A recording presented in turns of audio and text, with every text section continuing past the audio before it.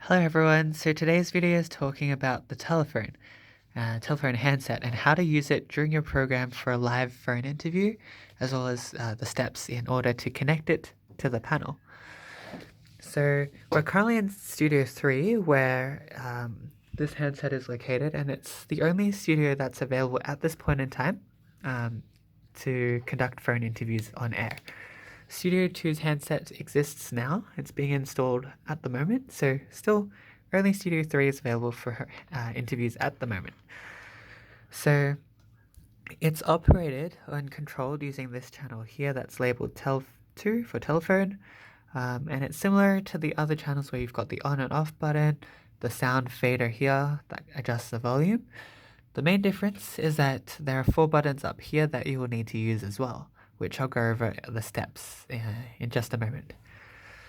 It's important to note that you definitely have to use headphones in order to conduct phone interviews. Without headphones, you wouldn't be able to have two-way communication, so only one person would be able to hear the phone call. You wouldn't be able to hear them. They would only be able to hear you. So it's definitely crucial to make sure you have headphones if you plan on conducting phone interviews. So once it's plugged in and you're ready, just set that down. So I'll go over the steps on how to connect and use the phone. So you can either use the handset here to dial out to the interviewee, or if you're expecting a phone call, they can dial in using the number, the studio number up here, so 6287 4348. So once it starts ringing, you can pick up the handset once the caller dials in. So you can use the handset as you would with any physical handset. Talk to them using the phone here. Or you can use the panel to talk to them as well.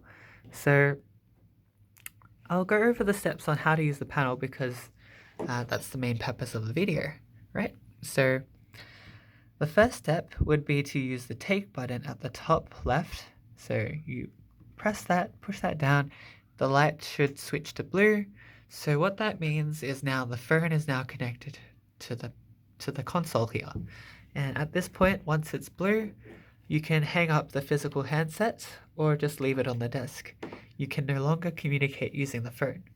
You no longer communicate using the physical handset. So once it's on take, you have to communicate using the console itself. So once it's connected to the sound panel, you have to press Q.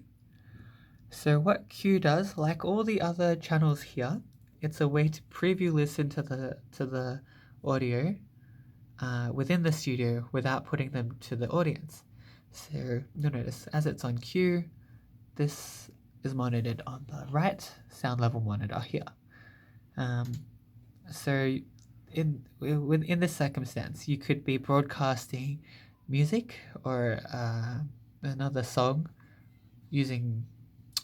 during the program, and it will be broadcast and monitored using the left sound monitor. And then you can set up your phone call ready for your phone interview while the song is playing. And you can monitor the phone using the right side. Anyway, so after it's on cue, the next step is to actually talk to the person calling you, right? And to do that, you would use this button here, which says TB, stands for talk back. So you have to press and hold the button, talk back, in order to talk back to the phone caller, and it only works with the main mic. So essentially the person sitting behind the panel operator desk, they're the only one able to communicate to the caller like this. So you have to press TB and talk into the main microphone in order for them to hear you and you to hear them.